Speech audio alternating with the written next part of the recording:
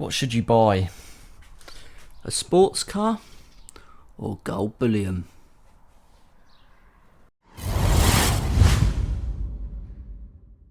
Hello future investors, Tommy, I'm busy at the moment.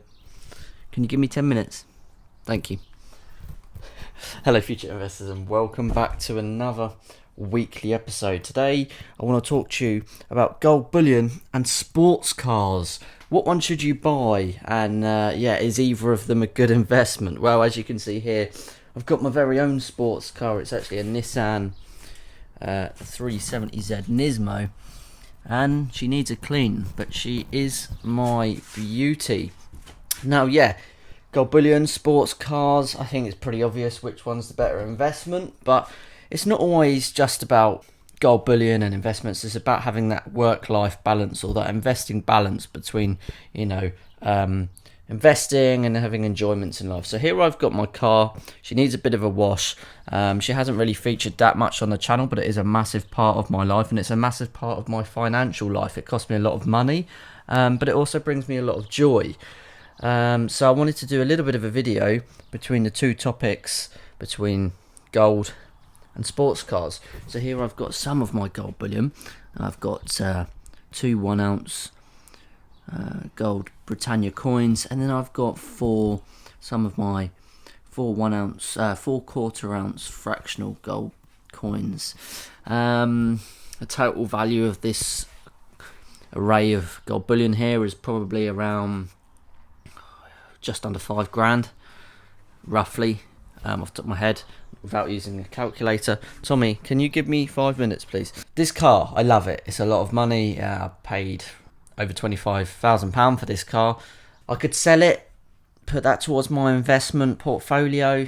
As you guys will know, I'm looking to buy my first buy-to-let property in the next year and a half, and I could do so right now if I wanted to sell this car. That would give me more than enough with the capital that I've already saved. But it's about having that balance between having enjoyment and also investing, because I think it's important to keep investing fun. And if you were to invest so hard that you take away your enjoyment in life, such as this car, then you maybe might start to resent investing in maybe precious metals, or maybe in your index funds and stocks and shares, ISAs and things like that. So there is a balance. I mean, I'm definitely not going to own this car forever.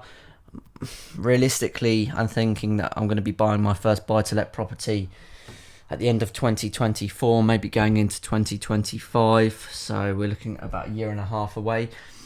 That will be done with just my own capital saved through investing and working and etc., and other feeds of income like YouTube and stuff like that. But what I may do is, if I see a great result from having my first buy-to-let property, maybe I'm yielding a great monthly return, after the estate agent fees and after tax, and I see my income substantially increase, I may consider selling this, because it really could jump my rental properties from 1 to 2 almost instantly. And there is the side of the fact that this car isn't cheap. It's a 3.7 litre V6 rear-wheel drive sports car. It's not a hybrid, it's not electric, it's fully petrol, it's manual. So it's not a cheap car to run. It costs a lot on tax. I think the tax a year is just over £600 a year for car tax. It's actually more than my insurance. The fuel, obviously, it's a 3.7 litre V6, so it's a big engine, and it does use a lot of fuel. So when you have to think about it from an investment mindset and a financial point of view, it's definitely not a wise thing to own. As Robert Kiyosaki would say, this is a liability. This car is not an asset. You could argue that it might go up in value for appreciation, and if I look after it and if I keep the miles relatively low and don't drive it too hard, I may be able to get a return on what I paid for it, if not a bit more. I was having a look this morning, and there's definitely a lot less of these for sale now compared to when I first bought one, which is great news, because it means they've been bought up and people are holding them. I'm assuming that people have got the same idea that I have, because everything's being pushed to go for electric, like electric cars and things like that. that these cars will not be made anymore. I know in the United Kingdom by 2030, I believe it is. I think they reduced it to 2030. They're no longer going to be making any petrol cars. And this is, if I can show you, a fully manual sports car. And they don't make these anymore. This is a 2016 model. I think they made it up to 2020. So I'm kind of actually hoping it is a bit of an investment by holding on to it and taking care of it and looking after it, because potentially there may be people out there in the future that have got the money to run a car like this and look after it and enjoy it, and maybe it may be something that people desire in the future. So there is definitely potential for this to become an investment and actually make me money technically in terms of buying and selling. But if you actually look at the running cost over it throughout the years, I probably will have, if not definitely, lost money because of fuel, tax, tyres, making adjustments to it and things like that. But for me, when the thought creeped into my mind to sell it, to maybe just go out there and buy a buy-to-let, it's quickly wavered as soon as I jump in the car and just sit in it. And as soon as I turn it on and go for a drive, all of those thoughts of maybe selling it to increase my investment portfolio go out the window, because it makes me very happy. And coming back to that, I think that's extremely important.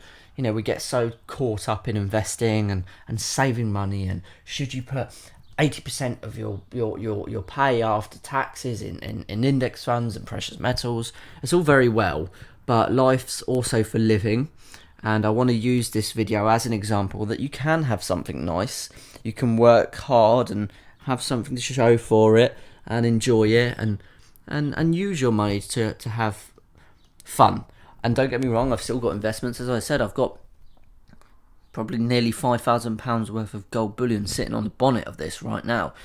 So there's still definitely ways you can have nice things and make wise and smart investments. But it's all about working hard and being clever with your finances. It all comes back to financial intelligence. And that's another reason why I'm reading so many financial intelligent books right now. I've just finished Rich Dad Poor Dad by Robert Kiyosaki. I've just started How to Own the World by Andrew Craig. And I'm enjoying that very much. And I'm only about 12 pages in. So I believe it's not always about how much you earn. I believe it's about what you do with it. And having self-control to understand when to buy something and when to sell something, and also when to invest and when to buy something for enjoyment. It's a really important thing because life is short, and it's important to have a good medium of both. I would say that having this car makes me extremely happy when I drive it, when I sit in it, when I take it somewhere, when I go out with friends. It makes me very happy. But equally, making wise investments that pay off, like precious metals, like the S&P 500 that's currently kept me in the green ever since I've invested in it, which is very unusual. Normally when you make an investment, initially you lose out because maybe you buy at the wrong time. But since I've invested in the S&P 500, I've constantly been in the green. So both of these things, such as the car being a liability and the precious metals and maybe the index funds as an investment, both make me equally happy in different ways. The investment side of it makes me happy that I'm bettering my future, and the car kind of gives me that feeling of it's okay to enjoy something, and it gives you something to show for your hard work. So yeah, that's just my 2p on them thoughts. As I say, I will sell the car one day, but probably not for another 2 to 5 years, because I've currently got goals set on my first buy-to-let property, and I'm without a doubt going to be saving up for that in cash only, so I won't be needing to liquidate this car. But maybe if I said, like I said, I see great returns on my first buy-to-let property, maybe I'm yielding a great income and there's not too many stresses from it, I may consider really speeding up that portfolio by selling this car, pocketing the cash and sticking it straight into a second buy-to-let property, which could then, within the space of 2 years, take me from, well, in the space of 3 years really, take me from having no property to 3 properties and this car. So things are going well, but I just wanted to take this video to show you guys how you can have things to enjoy even though they are a liability. So thank you very much for watching. If you've stuck around to the end of this video, I'm going to stick some bonus clips in for you for those of you that like the old cars. And yeah, thank you very much for watching. Appreciate you all. Thank you to the channel members. I've got multiple now. Some of you don't wish to be mentioned, but the ones that do, the Stack Collector and 365 Days of Silver, your support is really appreciated. And yeah, I thank you for doing so. So until next time, guys, I'll see you in the very next episode.